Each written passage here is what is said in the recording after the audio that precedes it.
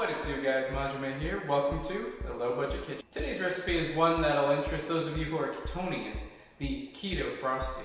I found this recipe on delish.com. Link to the recipe will be in the video description below. So for this recipe, we're going to need 1.5 cups of heavy whipping cream, 3 tablespoons of keto-friendly powdered sugar or sweetener. This is what I chose. And this one's kind of weird because it comes in packets, but I was able to find out that about 5 packets equals half of a tablespoon, so you can kind of do the math from that. 2 tablespoons of unsweetened cocoa powder, 1 teaspoon of vanilla extract, and a pinch of salt. You're also going to need a bag. Something along this size would be preferred because of the amount that you're going to make. But all I've got are these, so I can just use 2. Now, a lot of these Ketonian recipes do state that they taste just like the real thing. They never do. The reason is that you're using a sugar substitute. While it is all natural, it is sweet. It is definitely a different kind of sweet. The closest thing I've kind of thought about likening it to would be like Diet Coke or Coke Zero, probably Coke Zero. So first we're going to put the heavy whipping cream, the cocoa powder. Here's the somewhat controversial bit. When it comes to the sweetener, I did use the full amount. The full amount is 3 tablespoons. Now to get there with these packets, you need to get kind of creative and you have to do your math. So I found that 5 of these packets equate to about half a tablespoon. So to get to 1 tablespoon, you need 10 packets. And then you just kind of go from there. So 30 packets of these equates to about 3 tablespoons. Now I found that to be a little sweet, so I'm going to tone it down a little bit and only put 20 packets.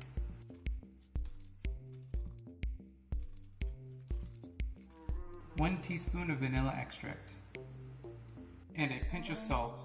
The salt serves to bring out the flavors of the other ingredients. Now that our ingredients are in the bowl, it's time to mix it. You can use a hand mixer with the whisk attachment or the stand mixer. It tends to be easier to do it this way. And you just beat it until stiff peaks form.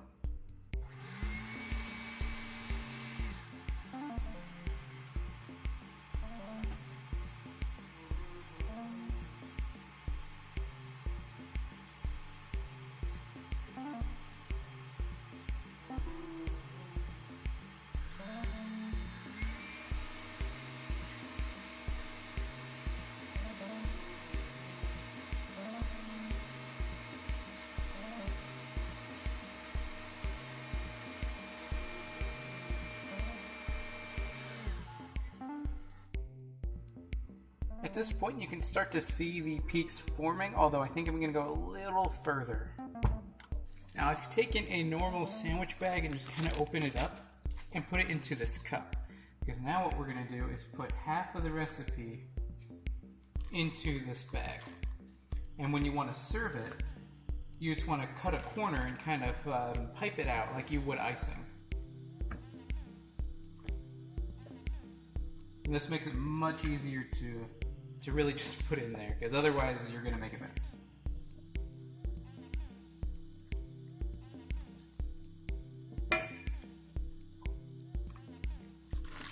And when you're done.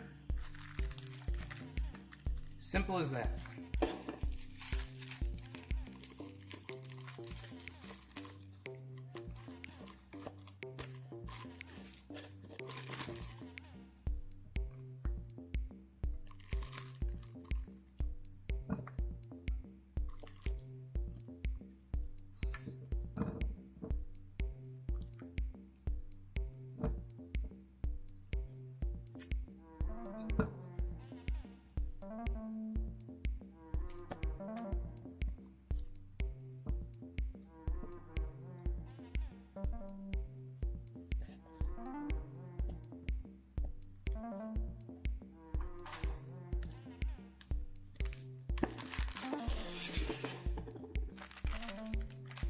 See how it looks now.